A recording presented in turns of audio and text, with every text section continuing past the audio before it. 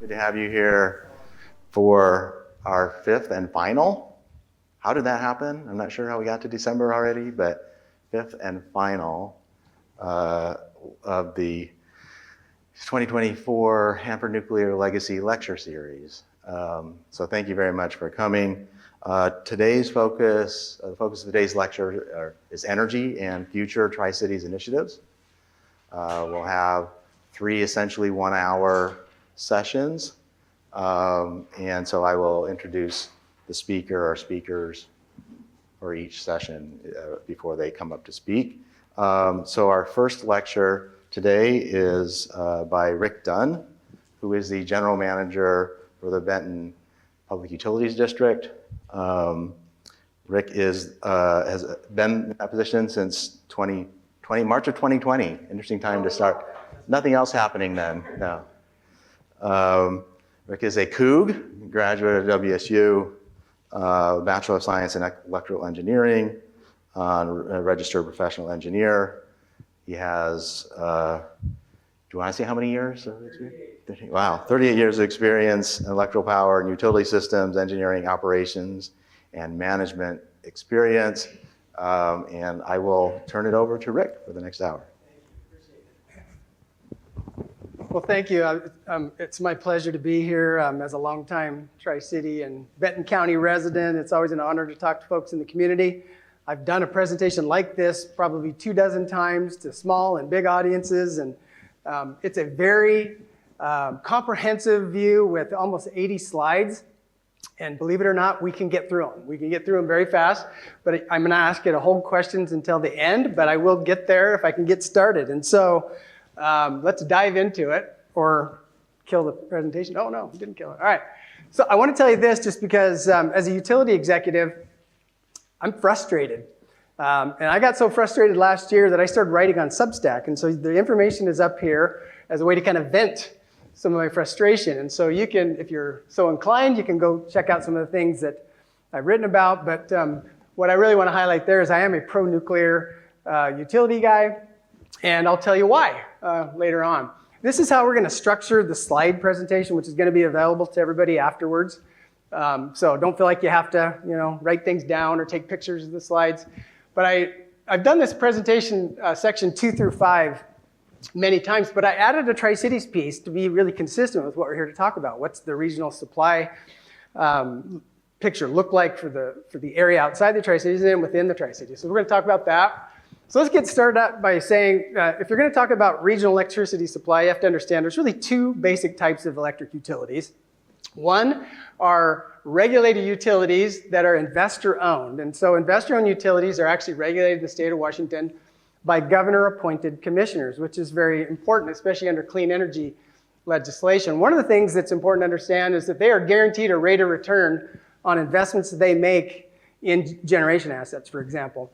So they're motivated to build lots of stuff. So just keep that in mind. And their objective, which is a very noble objective, is to maximize shareholder value. In Washington, investor-owned utilities emit the most CO2 emissions. We have very small emissions, but they are the majority contributors to that. The second kind of utility is the kind that I work for, and those are consumer-owned, typically co-ops, municipals, and PUDs. They're locally controlled and governed by locally elected boards. We are a not-for-profit enterprise, and our portfolios already in Washington are over 95% non-CO2 emitting because of hydro and nuclear power, which we'll talk about later. So here are the pie charts for the Northwest. So we're the beneficiaries of this generation portfolio. And so on the right is the energy production. On the left is the nameplate capacity or generating capacity of different resources. The blue part of the pie, which to most of you, no surprise to most of you probably, is hydropower. So you can see the numbers up there, about 33,000 average megawatts of total generation capability, and about half of that coming from hydro. Of that 16,000 average megawatts that you see up there, about half of that is actually produced by the Bonneville Power, or I'm sorry, marketed by the Bonneville Power Administration. But Washington State's share of that piece of the pie is about 10,000 average megawatts. So you can see of the 33, it's about a third, and about 60% of Washington's electricity comes from hydropower. And then I kind of got ahead of myself, but the Bonneville Power Administration is a wholesale power marketer for about 50% of the blue section of the pie. And so what do they look like? Bonneville Power is a federal power marketer, and they market the output of the federal dams that are owned and operated by the Corps of Engineers and the Bureau of Reclamation. And so this map shows all the hydro facilities in the Columbia Snake River drainage, and you can see which ones are Corps operated and which ones are Bureau operated. Bonneville's customers are in this big list here, and I highlighted 124 of their off-takers are in the consumer-owned category. Investor-owned utilities are listed, but investor-owned utilities do not receive physical electricity from the Bonneville Power Administration. So they are not the beneficiaries of the federal hydro system in terms of electrons, but they do get cash payments, which is a whole other topic. But I just want to make that clear as you think about the challenges, that there's a very big distinction between investor-owned and consumer-owned utilities. Bonneville's portfolio, largely hydro, and the Columbia Generating Station nuclear plant. Okay, so it's a hydro, nuclear-dominated, low CO2 portfolio. But the thing that's important to understand under the challenge category is that the firm capability of the hydro system, represented by this orange line, is spoken for. And that firm capability is a function of the lowest water year that you could conceive of, right? And that's what you can plan for. So it's essentially, quote, guaranteed as long as Mother Nature cooperates. When we have surpluses, which are in these years, and this is by month, by the way, those surpluses are sold into the power markets to buy down the cost of keeping the firm capability at low cost. And so that's what Bonneville does. It's very important to understand as we move toward clean energy policies dominated by wind and solar, is you can't back up hydro with wind and solar, but you can back up wind and solar with hydro, but only to a certain degree, right? You don't have, infinite capability. As far as the Tri-Cities, our slice of the pie is about 600 average megawatts, depending on how you look at it. But the Tri-Cities is dominated by consumer-owned utilities. There are no IOUs serving electricity here. But another interesting feature, which is in the news a lot, are data centers. So if you've traveled down to Umatilla area, to Boardman, Umatilla Electric Co-op is a very small utility based in Hermiston. I used to work for them. I worked for them for 10 years. Look at their load. Their load is 1,000 average megawatts today. And it's growing to 2,000 megawatts by 2028. There's a challenge for you.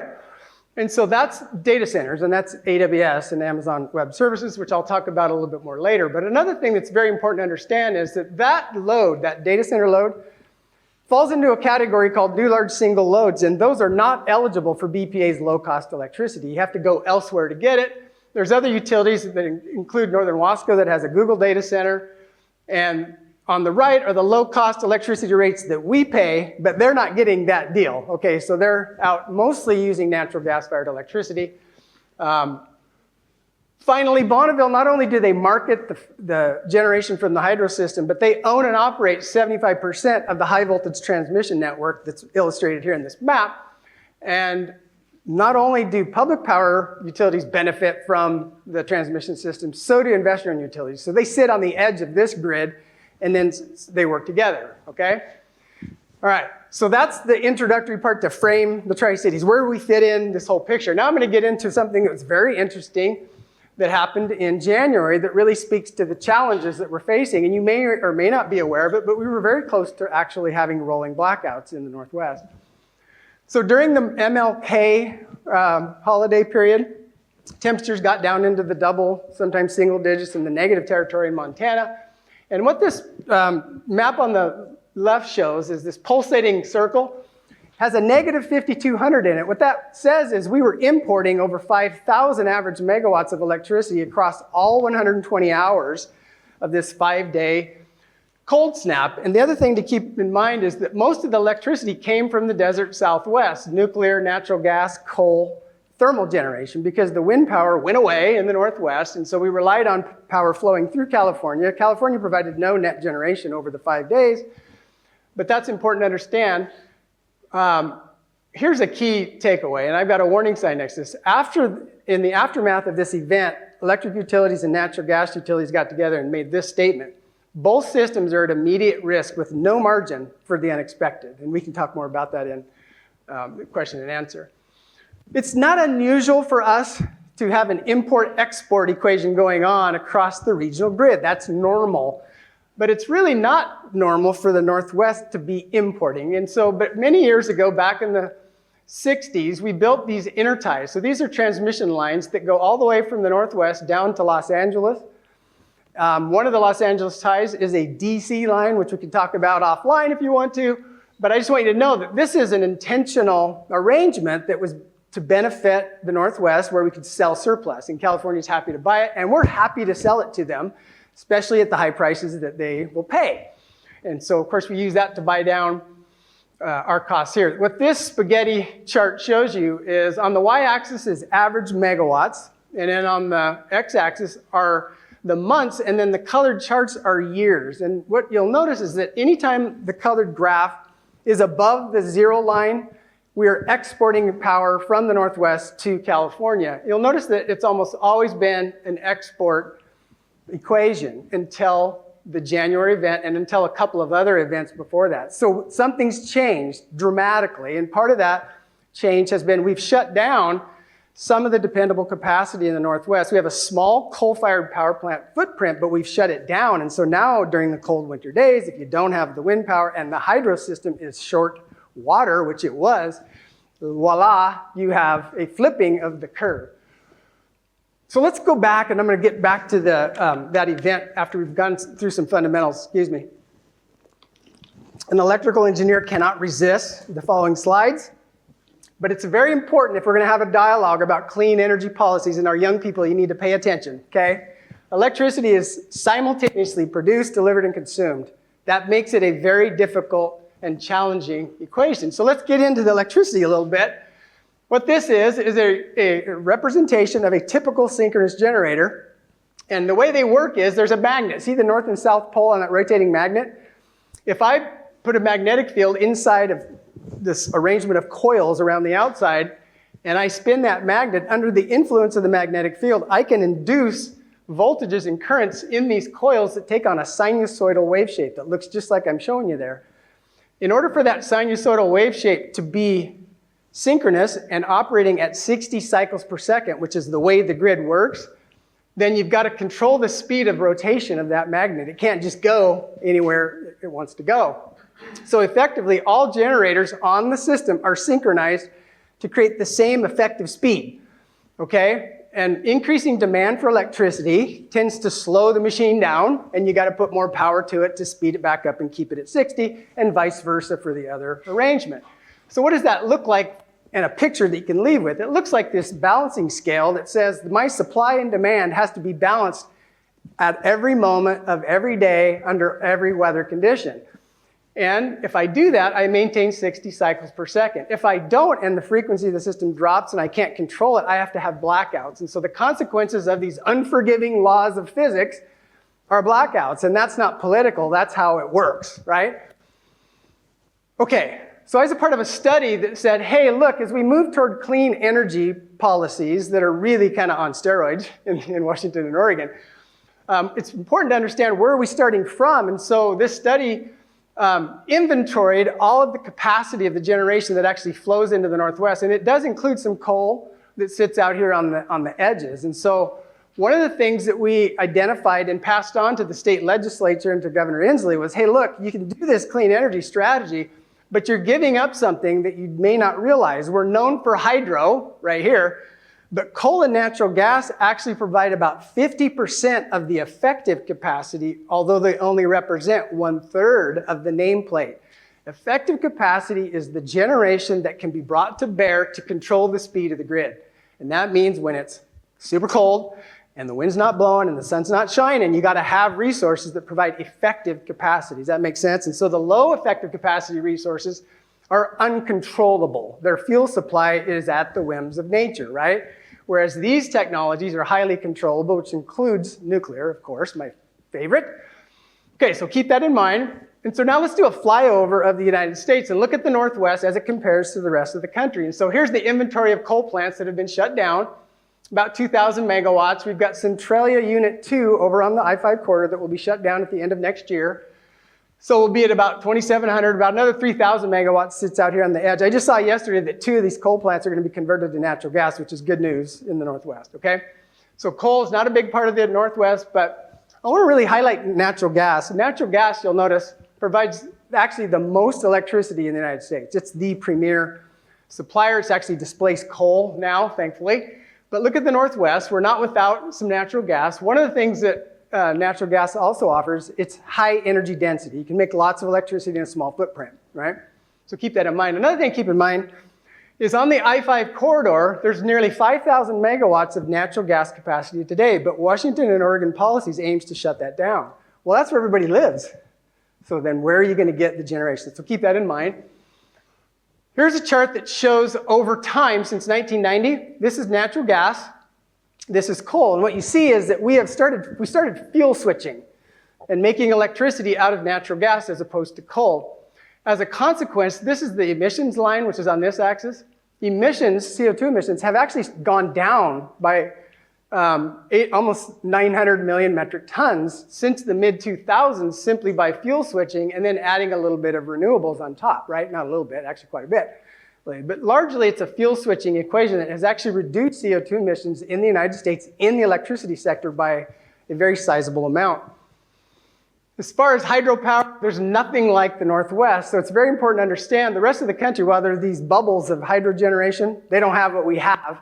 So there's really nothing that we can do in a clean energy space, clean electricity space, that scales to the rest of the country, right? It's like we can put wind and solar on the backs of hydro, but that doesn't help people living in Georgia, for example, right? Or down in Texas. So next is nuclear. My favorite, but this might surprise you, there's very little nuclear west of the Mississippi, Columbia Generating Station being one. The Diablo Canyon in California was supposed to be shut down, but it got revived, and they're going to live another day. I think it's through 2030. They got like a 5-year extension, and then this is Palo Verde down in the Phoenix area. Another, again, feature to think about as we talk about clean energy policies and carbon-free is that nuclear has a very high power density. You can make lots of electricity in a small footprint. Wind is about 10% of US, about the same in the Northwest, but the wind is really concentrated in the middle of the country, probably no surprise to you, but keep in mind there's lots of bubbles here, but this is an energy dilute technology. It takes lots of land and you don't get a whole lot of electricity out of it.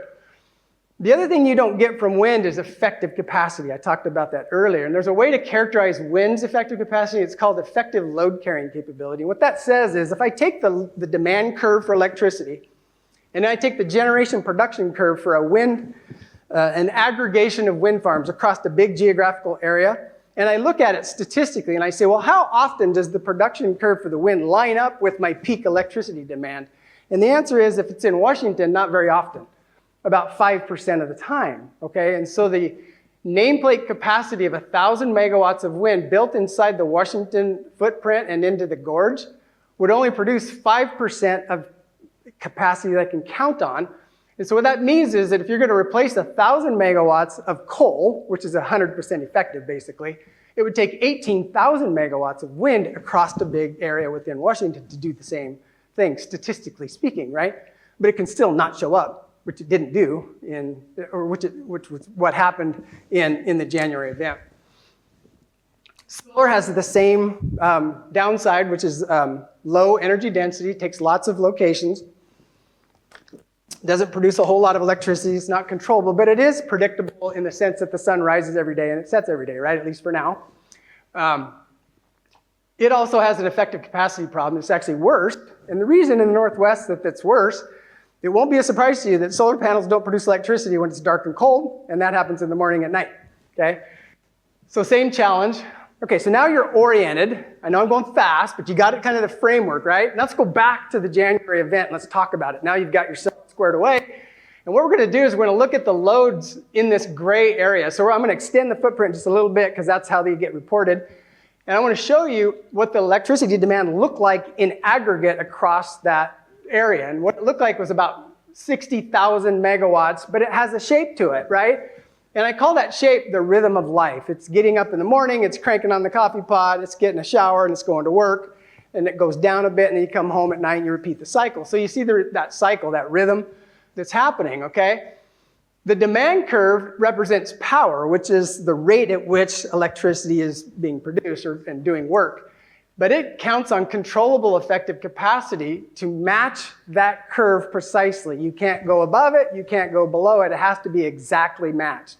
The area under the curve represents energy, okay?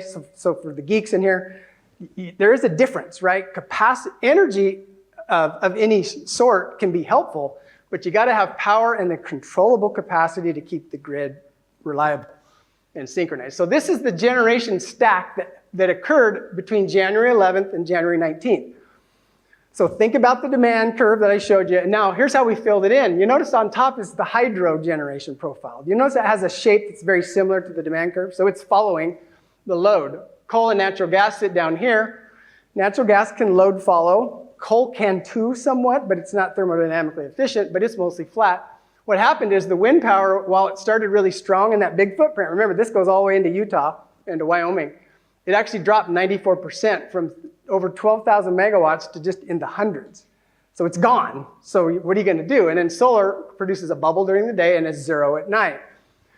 So as we think about challenges for clean energy policies, the fact that wind and solar are intermittent and variable is not just inconvenient, it's actually a crisis, right? When things are cold. And so we've got to keep that in mind. So we have this risky and costly probability game that you begin to play. Some of you may be statisticians and you've taken statics, but it's the Monte Carlo analysis, those sorts of things. That's what we do in the utility space now. If you want to read more about it, I wrote another article about it. You can see how the wind went to zero.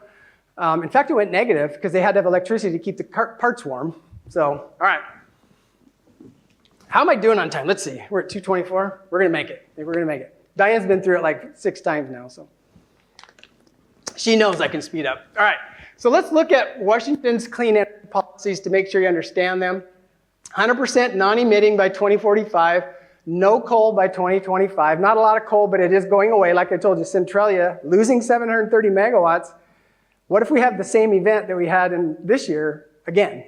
We were importing 5,200, we're gonna lose 700, so do the math, it's not looking so good. By 2030, you got to be greenhouse neutral, and you can use 20% of your portfolio can be CO2 emitting, but you got to buy down the CO2 emissions through credits, through renewable energy credits. I mentioned Oregon because we're kind of in this together. Oregon's even more aggressive. They have 100% non-emitting by 2040, and it's actually illegal to build a new natural gas plant in Oregon. It's also illegal to build a nuclear plant in Oregon too. So good luck. All right. Washington and Oregon, here's a question for you. What dirty energy problem are we solving that is worthy of walking right up to the edge of a grid reliability issue, right? And so I'm asking that question as a utility guy, and that's part of my frustration. This is electricity emissions by state from the greatest in Texas to the lowest. This is where Washington and Oregon sit. We're at 0.6 and 0.5% of the US inventory. So that's why I argue for a more modest approach to CO2 reduction. This is what our state strategy is, and I call this going off the CO2 cliff or going on a CO2 nosedive, right? This is what our state says we're gonna do, and we're saying that that's gonna actually help prevent the worst impacts of climate change, which we can talk about afterwards if you want. But I would argue, we could bend that curve instead of going over a cliff because we gotta manage these things here. It's called reliability, rates, and land use, which I'm going to talk about later. Utilities have a balancing act. We can't just focus on one leg of that stool. Also, global emissions should matter, right? I mean, if we're going to save the planet, we should probably know who else is chipping in. And so this is a chart that shows you since 1900 what emissions have looked like across the globe. A reliable source. I've referenced this One World in Data many times. But you should know that since 2007, our emissions in the US have gone down, largely because of fuel switching that I mentioned before. China has increased by over 4,000 million metric tons. They're digging out of poverty, and they're making everything, right? And I didn't emphasize it in the generation chart, but in the United States, our generation production for electricity has been flat for over 15 years. And it's the same in Washington State. So when you talk about challenges in Washington State, we haven't built any generation of consequence for 15 years because we haven't had to. The 10,000 average megawatts that our state uses has been the same since the mid-2000s, okay? So now all of a sudden we're gonna hit the gas pedal and crank it up, right? So that's part of the challenge.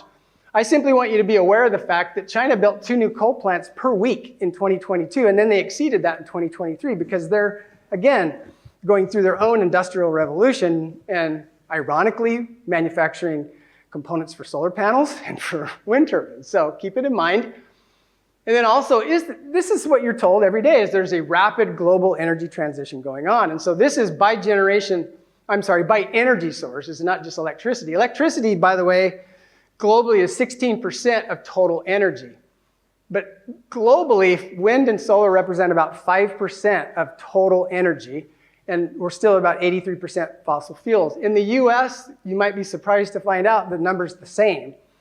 We're not in a rapid energy transition. I'm sorry to burst your bubble if you think that's true, but you do hear it from politicians and from the media quite a bit. But the data doesn't support that. Wind and solar combined for 2.6%. This is US Energy Information Administration data. So when you talk about an energy transition, it's not just electricity, it's all energy, transportation, industry, right? So make sure you understand that as you talk about this with your friends. Electricity is about 34% of total US energy. So you could make the grid 100% quote clean and you still have a long way to go. It's kind of the point. Here's how we get electricity. Certainly we've increased renewable generation by a lot. In fact, we have 84% of all new generation under development is in the wind and solar category right now. So it's kind of doubling down on the strategy that we've been using for a number of years. Okay. Now let's talk about Washington's energy strategy very specifically, and a little provocative, but basically our strategy is to go get the wind power from Montana and Wyoming. So I'll show you, and this isn't me saying it, this is Washington State Department of Commerce reporting out to Senator Matt Binkie. I know Matt, you had to sit through this, right? So you saw it. But what our state says we're going to do is we're going to double electricity, and doubling, if you don't know what we're starting at, you don't know what doubling means. So I'm going to tell you, it's 10,000 megawatts, right? So we're going to double. That's 10 times the Columbia Generating Station nuclear plant that we're going to produce in CO2-free electricity. That's what our state says. But we're not going to do it with domestic generation. What we're going to do is import 43% of our electricity from outside the state, and 36% will come from Montana and Wyoming. And my question is, have you talked to them about it? And I have, by the way. I spoke at a meeting in Montana in October, and nobody in the room knew that this was our strategy. So just want to let you know that. That's a bit of a challenge, I would suggest. And here's a chart from the Commerce Department that says, well, where will we build all of this capacity, and what will it be? The gray bar is wind onshore, built in the Northwest, including Washington. But here's the Washington profile. So even our own state realizes that Washington State's not a good place to build wind. Okay, what we're going to do is build 63,000 megawatts of onshore wind, which is about 100 Seattle-sized wind farms in other states. Okay? Seems odd that the Commerce Department would be suggesting that commerce for other states will be a better strategy for us. So I find that a bit ironic. But the wind is a very small slice, about 2,000 megawatts of nameplate capacity is all the state thinks that we will have. So what does the vision that Washington has for the Northwest look like? It looks like all the wind farms that have ever been built in Texas and all the way to the Canadian border, all being built up here also. So keep that in mind, because this is a land use impact issue that's real. This isn't me just being, an off-the-wall guy. It's like, no, this is really what our state has said our strategy will be. And like I said, we have not talked to Montana and Wyoming about this strategy. I knew this going in. We had told the state legislature, as part of the study that I mentioned to you before, we ran a scenario that said, well, what if we kept all the hydro we have in place and only built out wind and solar? What would it look like? And what would it look like is wind and solar farms covering 20 to 100 times the area of Portland and Seattle combined. Okay, so just reinforcing the slide I had before. And then the other thing you got to keep in mind is if everybody lives over here and all the power is being generated over here, you got to build these guys. These are high voltage transmission lines. I'm a high voltage power engineer, but people really, really love having high voltage transmission lines in their backyard, right? No, they don't. They actually hate it and they actually protest. And there's times you have to build them, right? And I've been on the other side of that equation. They're high upfront capital costs and they take many, many years, if not 15 to 20 years sometimes to build, especially the ones that cover multiple states. The other thing that utilities are facing are wildfire risk. If your utility is unfortunate enough to have a tree fall in the power line and cause a fire, you can be sued into bankruptcy, which PG&E in San Francisco was.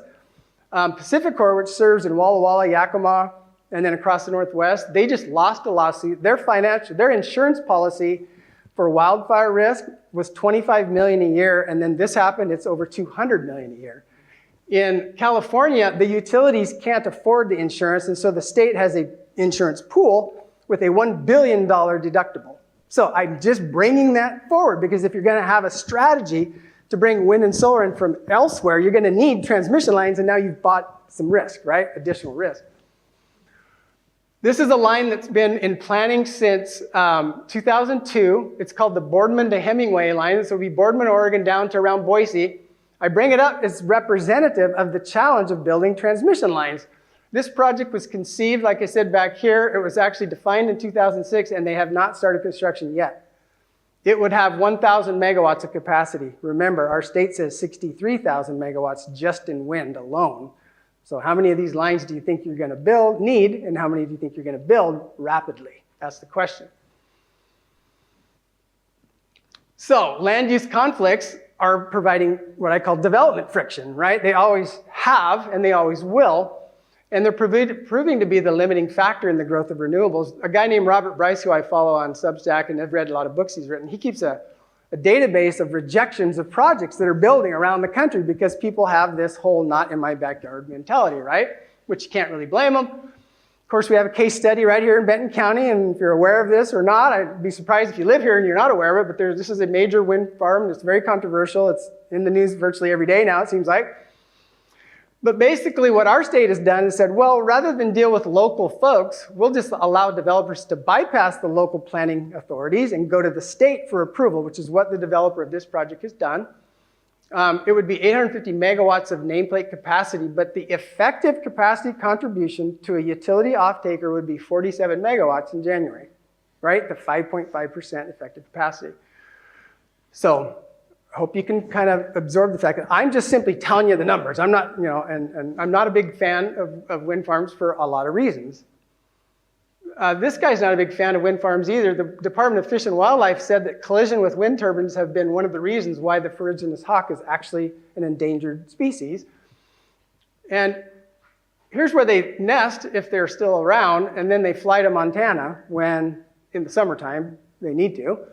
So if you're building wind turbines everywhere, I'm just using this as a representative example of something we've got to think about. So I wrote an article, I was very upset about this, and so here's the point I want to make. If you use land use impacts as an important factor, then eminent domain is coming our way, right? Eminent domain says acquiring people's properties to the better good of humanity, of other people, right? And we've done it with the interstate system and what have you. So if you're going to build lots of transmission lines and lots of wind and solar across lots of land, you're going to be exercising effectively eminent domain, which is what our governor has really done.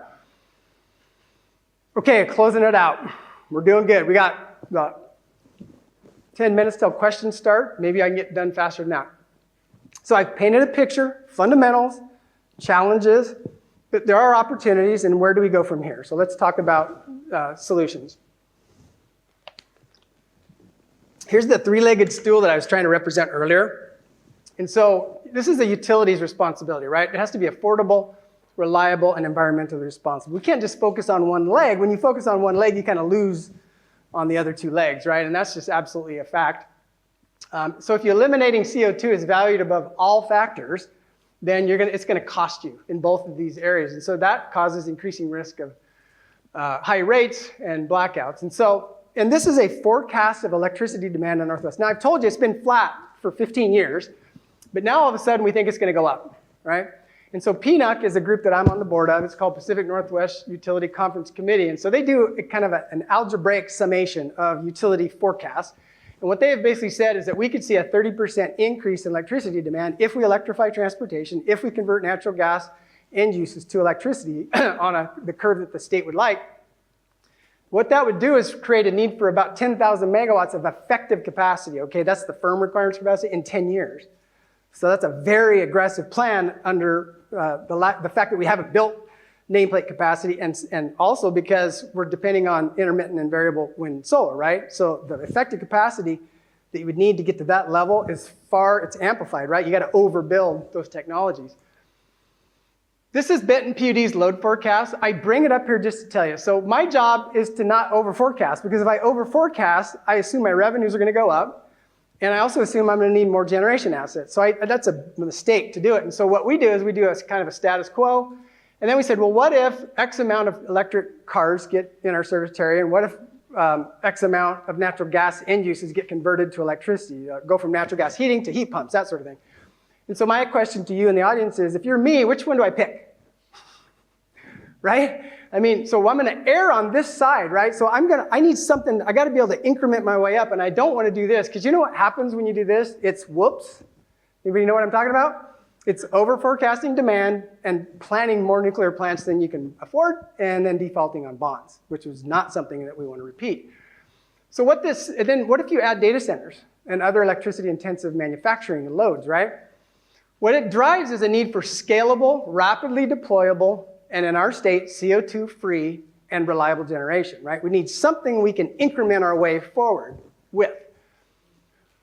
So let's go back to the chart I showed you earlier and say, well, what's Washington and Oregon's vision really look like in terms of nameplate capacity and average energy? We would eliminate 12,000 average megawatts if we got rid of all the coal and natural gas. And then if we electrify, we would double what Oregon and Washington use today. And so combined, that would be 16,000. So the net effect is that we're going to develop 28,000 average megawatts, we say, in 25 years, which would be as much as we developed in 100 years prior. So see, this is this rapid versus reality, okay? There's nothing that we've done historically that says that we can do this as rapid as they say, plus it's land use intensive technology. Here's just another chart that shows you beyond the Bonneville hydro. This is all hydro. Looks very similar, right? But here's what I want to point out.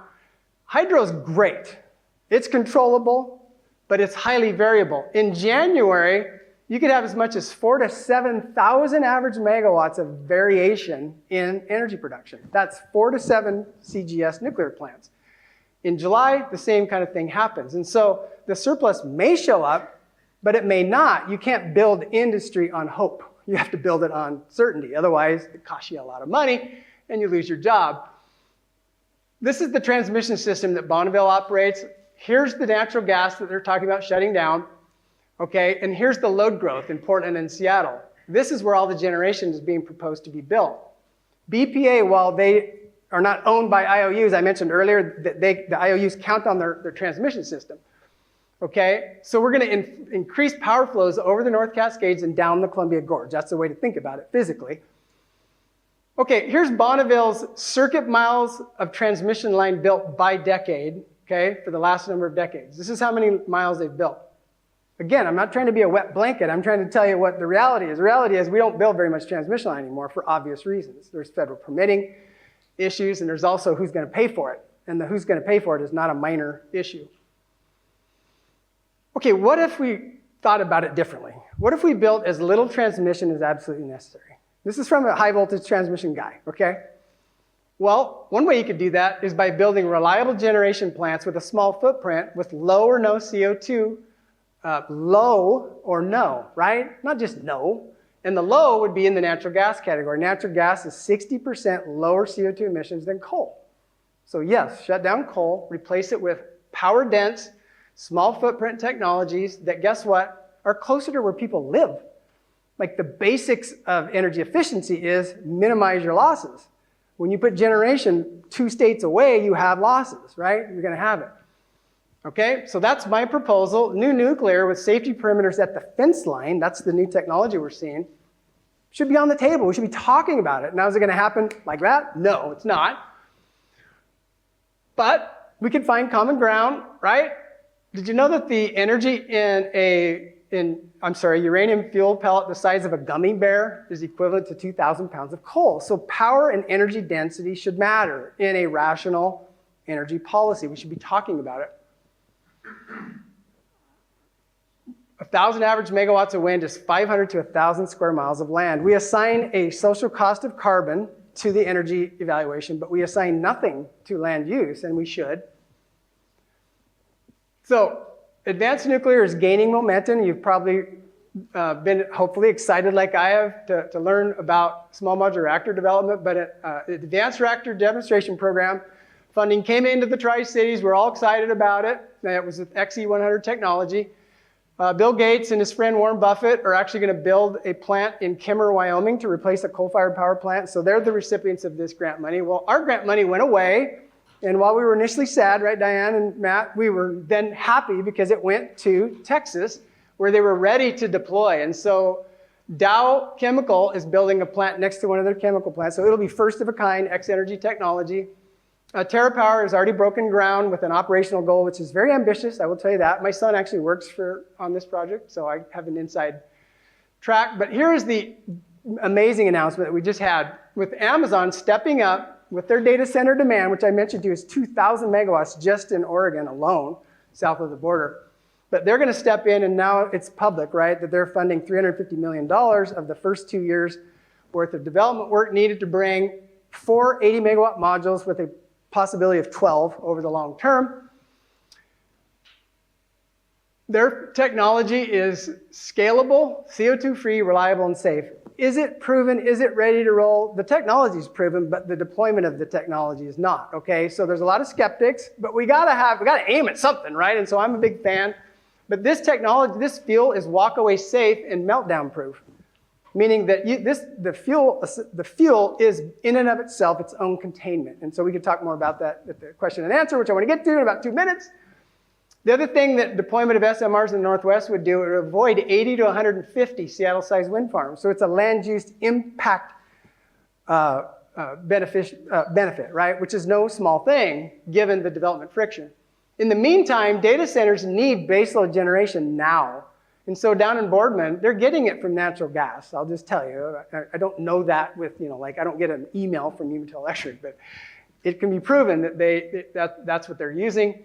I call that their dirty little secret.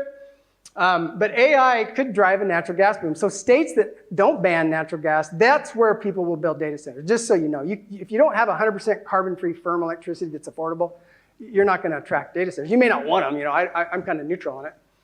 But it's also driving a nuclear renaissance. You're seeing lots of investment in big tech, in nuclear. Gas in the Northwest, I want to end on this, is 33% of the gas supply, which is shown here with the pipelines coming in from Canada. It's actually half of the energy in the Northwest. We don't really think about it. We think about hydro, we think about electricity, but it's about 50% of all the energy consumed, and about 33% of the natural gas is allocated to generation. But it's third in priority, by the way. You got to use gas for heating, for commercial and industrial purposes, and if there's any molecules left over, then you can generate electricity. So that's a problem for electricity generation. The demand for natural gas is going to go up with an LNG terminal. But what I have a feature here is this is the capacity of the pipeline system. It's already at 95%. So it just reinforces the point that I made about the January event, that the pipeline system, if you're going to build any natural gas power plants, which we may or may not do, you don't have the capacity to do it in the pipelines anyway.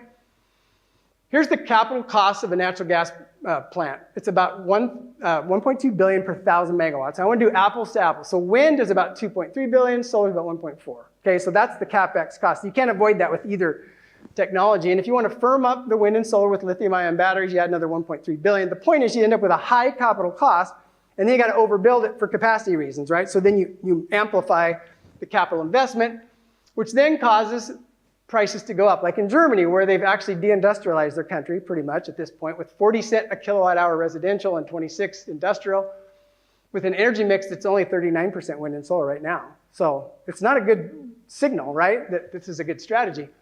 California is actually experiencing 75% increase in residential rates since it goes back to 2019. So they're seeing it. So by overbuilding solar in their case, California's retail price of electricity is 280% of ours. So and I'd like to keep it that way, frankly. I'd just as soon not follow California's lead. That's true also in the industrial industrial space. There's also the unspoken environmental cost. The cradle-to-grave cost of mineral and land-intensive technology doesn't just end with the development. It's when you actually dig the elements out of the earth to actually make those technologies. So our mining is going to have to go up by 500 to 1,800% if we have a wind and solar-centric clean energy plan in the world. This is kind of on the world basis.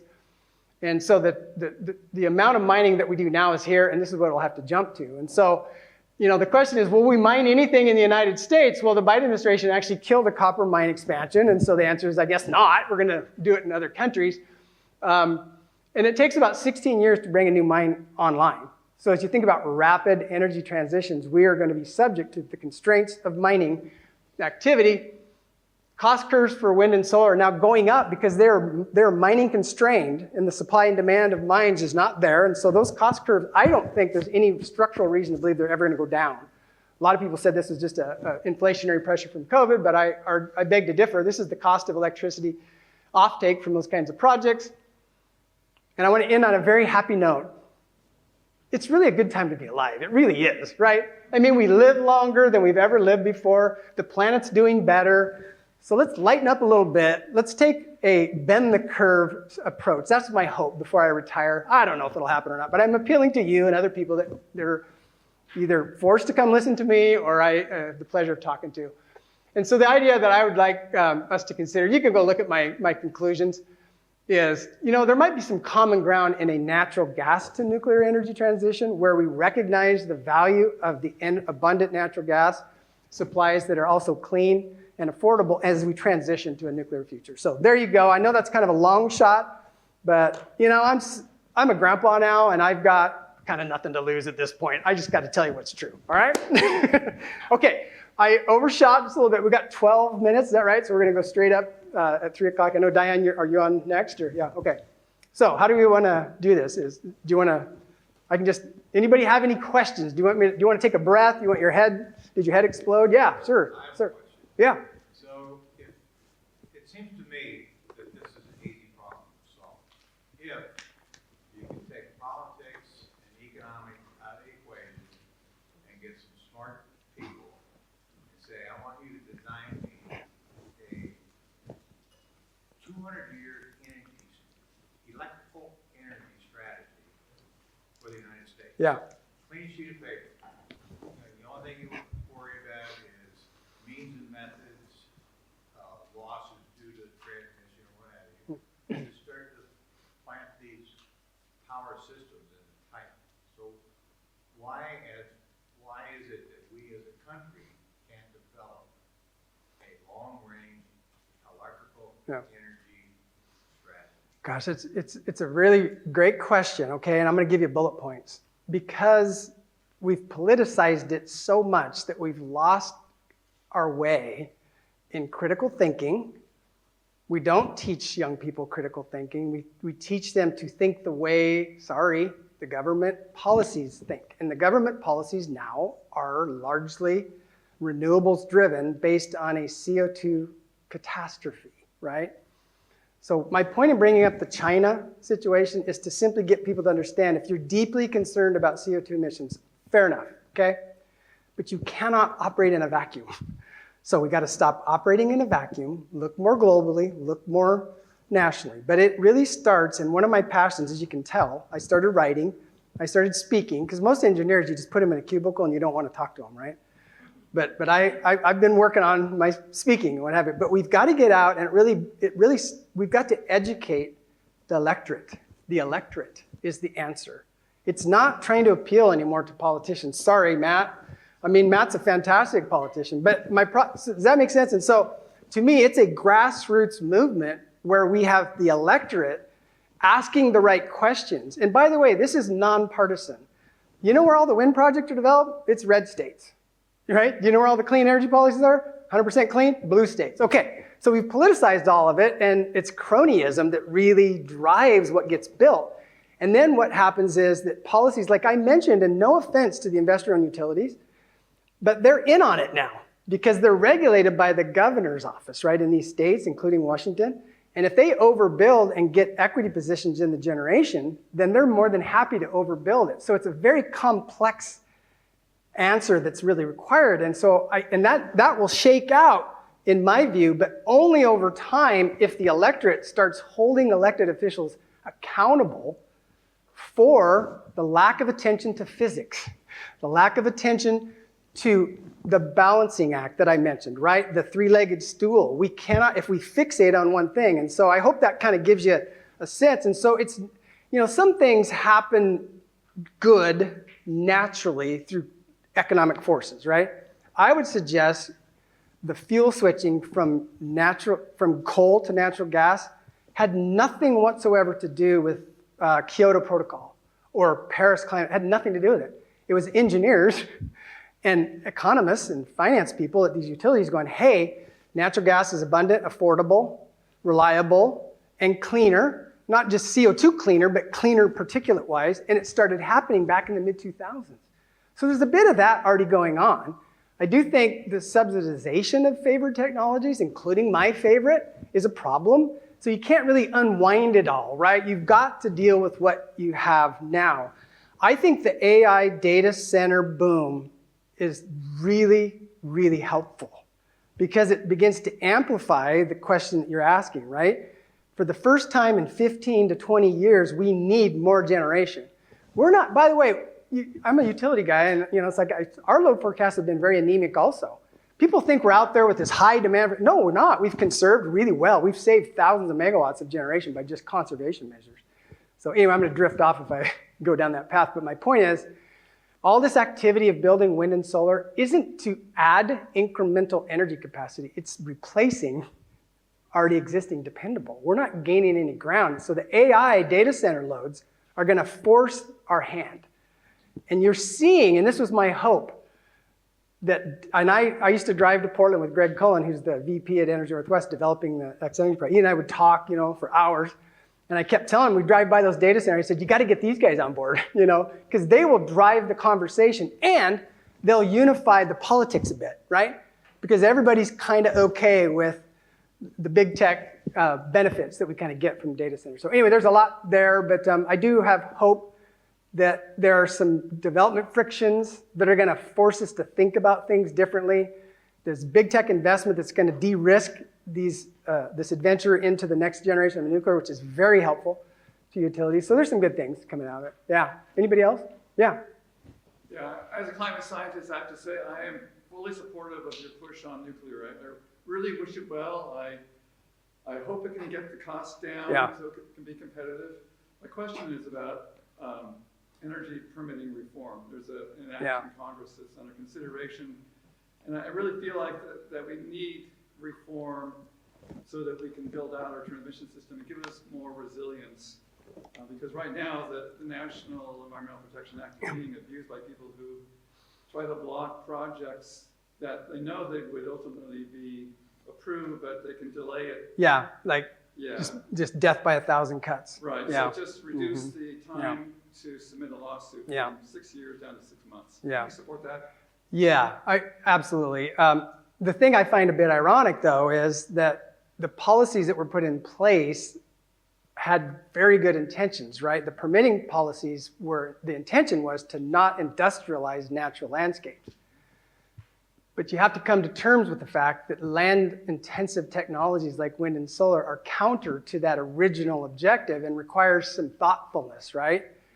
And that's why people say, well, aren't you an all of the above guy? And I say, well, I'm more of an always the best technology guy, but I'm also pragmatic.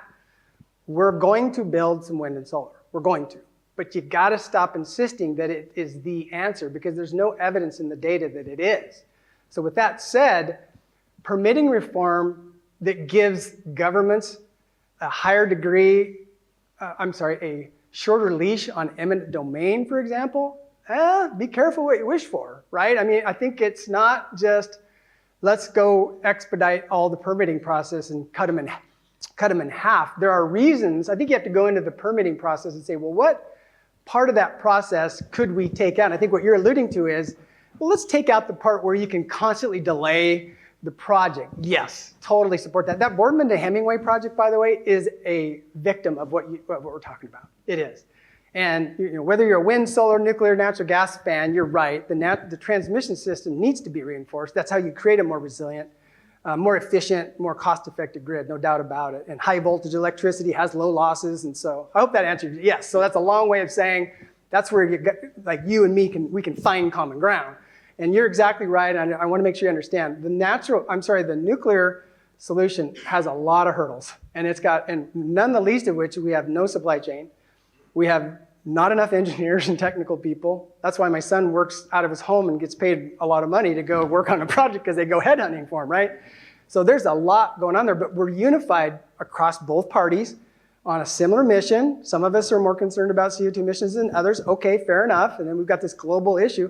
the best thing we can do for the globe is go develop this technology, right? So we can export it right out of here, right out of the Tri-Cities. I mean, that's definitely something we can agree on. So yeah, sure.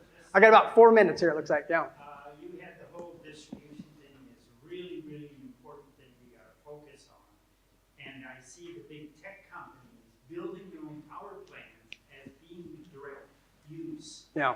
And I think this whole idea of direct use of the power rather than distributing it has a real big opportunity that no one's really looking at. Take, for example, some solar activities locally in some of the orchards where they're putting up nets and putting solar collectors on. Yeah. It's small scale, but that can be used directly to power machinery right below it. Yeah. And some of this more direct use. Yeah, you're saying basically build a generation where you're consuming the electricity, which I agree with, but you also have to remember it's got to be cost effective. And so that's where a lot of the distributed technologies kind of fall down, especially solar, because it doesn't generate at night, it doesn't generate when it's cloudy, and so it becomes uneconomical.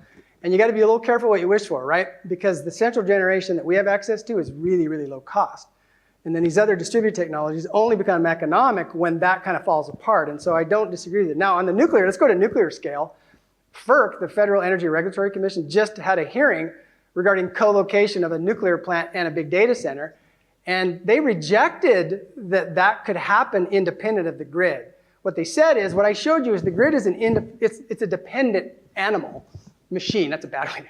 It's a dependent machine, and everybody who connects to it has to pay the freight, right? And so what the data center folks want to do is, well, if we just sit over here next to the data center, we'll just run the electrons here. It's like, no, you need that connection, you need the ancillary services, the balancing, you need the backup and all that. And they rejected that proposal. But no, it's a great thought. And I think that is part of all of the above somewhat, right? Is to do more with distributed technologies that are actually cost effective though. In the Northwest, because we're so cheap, our electricity is so inexpensive now that a lot of these solutions just don't make economic sense for a lot of folks. So I'm right at the time. I know I don't want to carve into Diane's time, right? So thank you so much for coming out. I appreciate it. Have a Merry Christmas and Happy Holidays, and wish you the best. All right.